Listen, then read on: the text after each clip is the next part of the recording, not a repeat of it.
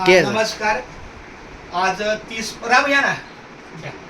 आज 30 मार्च आहे 2026. आजचा वार सोमवार आहे. राम सर या ना माझ्यासोबत काय मला धीर द्या ना. काय नाही, आज दुःखाची एक बातमी आली. माझी मोठी मावशी, तिचं वय 74 चालू होतं. आता भाऊने सांगितलं ठीक आहे, हरकत नाही. पण आता आमचे जे सहकारी 1 मिनिटासाठी आले, त्यांना अंतःकरणातून वाटलं बाबा आपल्या सरांच्या घरी दुःखाचा डोंगर आहे, आपण त्यांच्याशी जरा बोलावं. तर मी विनंती करतो आमच्या लता मॅडमला, तुम्ही सगळ्यांनी ज्या काही माझ्या दुःखाच्या खडतर वेळेमध्ये मला जे सांत्वनासाठी किंवा एक थोडा आधार, त्यासाठी तुम्ही मला आला, खूप धन्यवाद. 1 मिनिट. एक अभंग आहे. देवा तुझा माझा कारे वैराकार, दुःखाचे डोंगर दाखविशी, बळे बांधून देशी काळाची या हाती, ऐसे काय चित्ती आले तुझ्या.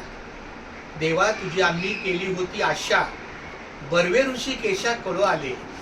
नामा म्हणे देवा करा माझी कीव, नाही तर जीव घ्यावा माझा. नामदेवाचा हा अभंग आहे. सगळ्यात संतांच्या, सामान्य माणसाच्या, श्रीमंताच्या, गरिबाच्या, या भूतलावर प्राणी मात्राच्या प्रत्येक जीवनातला हे जन्म आणि मृत्यू हे असतं. त्यामुळं भगवंताच्या कृपेनं म्हणा, वारकरी संप्रदायाच्या सेवेनं म्हणा, काय सांगू आता संतांची उपकार, मज निरंतर जागविती, काय देऊ त्याच्या व्हावी उत्तराई, ठेविता हा पायी जीव थोडा.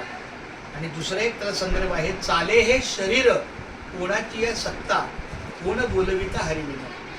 मी इतरांच्या दुःखाला जेव्हा सांत्वनपर अशा अभंगाची जोड देतो, पण पाण्यामध्ये मासा झोप घेतो कैसा जावे त्याच्या वंशात तेव्हा करे. आज जेव्हा माझ्यावर दुःख आलं, जी व्यक्ती वारली, जी व्यक्ती देवाघरी गेली, ती माळकरीच होती, माझ्या आईची मोठी बहीण, म्हणून तिला मी नुसती मावशी म्हणत नव्हतो. आईची थोरली बहीण म्हणजे आईपेक्षा थोरली, म्हणून ती थोरली आई.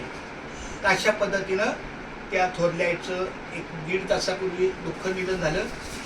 मला शाळा सोडून जाता येणार नाही, कारण महिना अखेर आहे. आणि शिवाय आमची काय होतं त्याला फिंगर प्रिंटचं बायोमेट्रिक आहे. तर आमच्या लताला मी विनंती करतो, काय तुम्हाला 2 शब्द बोलायचे असतील त्यांनी प्रामाणिक बोला. खूप धन्यवाद. स्टार्ट.